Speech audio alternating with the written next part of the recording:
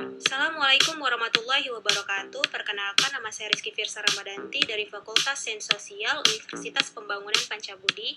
Pada video pembelajaran kali ini, saya mau memaparkan materi tentang studi kelayakan proyek mengenai cost of capital. Yuk kita simak.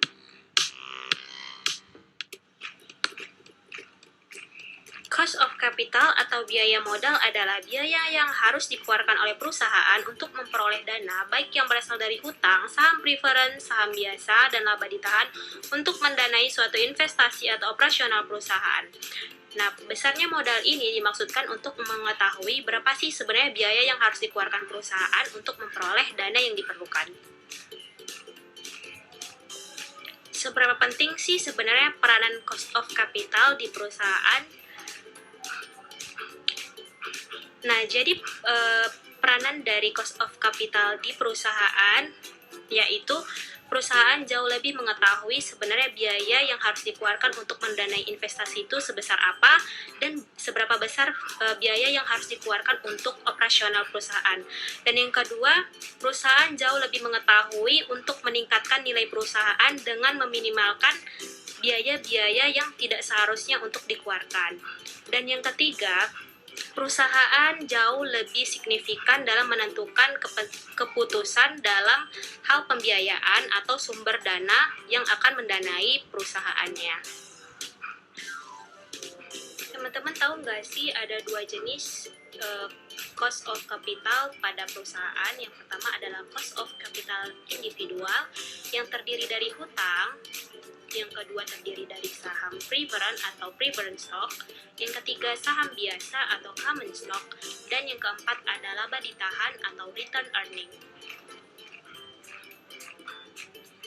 Untuk hutang jangka pendek, kriteria umumnya adalah dilunasi dengan masa pelunasan di bawah 1 tahun, dan contohnya itu ada hutang dagang dan ada hutang wesel. Nah, gimana sih cara menghitungnya? Nah, di sini sudah ada rumus KT sama dengan KB, buka kurung 1 dikurang T, di mana KT merupakan biaya hutang jangka pendek setelah pajak, KB merupakan biaya hutang jangka pendek sebelum pajak. Sekarang kita masuk ke jenis hutang yang kedua, yaitu hutang jangka panjang, di mana kriteria secara umumnya adalah pelunasannya di atas 1 tahun, misalnya seperti hutang obligasi dan hutang hipotek. Nah, gimana sih cara menghitungnya?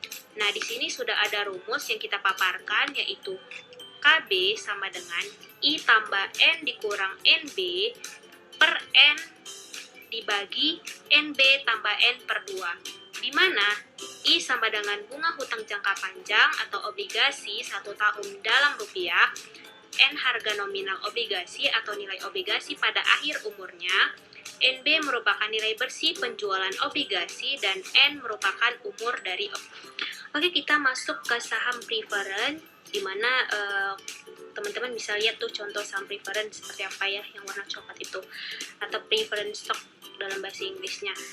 Rumus menghitungnya yaitu KP sama dengan DP per PN. Oke, kita masuk ke pembahasan selanjutnya, yaitu saham biasa dan laba ditahan.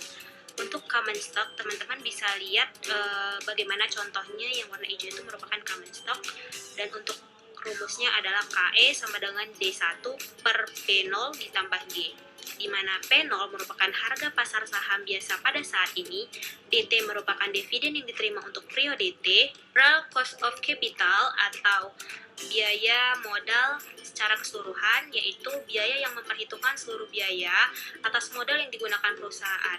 Nah, sumber dari biaya ini masing-masing itu berbeda-beda, jadi hanya bisa dihitung menggunakan metode model rata-rata tertimbang atau WACC. Dari WACC adalah E per V sama dengan RE ditambah D per V dikali RD dikali 1 kurang T, di mana E merupakan market value dari ekuitas, D merupakan market value dari debt, V sama dengan E tambah D, RE sama dengan biaya ekuitas, RD merupakan biaya utang, dan T merupakan tax rate.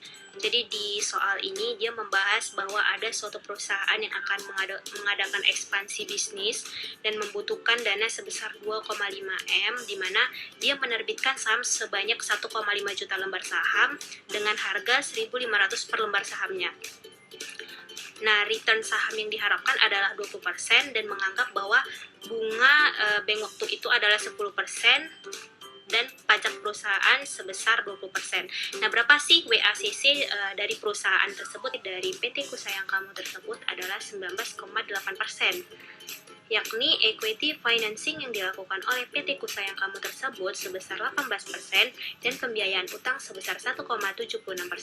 Artinya apa sih?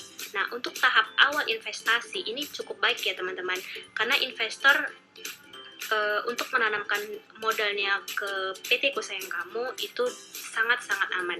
Namun, dalam menjaga kepercayaan investor, si PT Kusayang Kamu ini harus mengejar expected return yang diharapkan dari investor lebih besar dari persentase WACC agar investasi dapat menjadi hal yang dapat menguntungkan.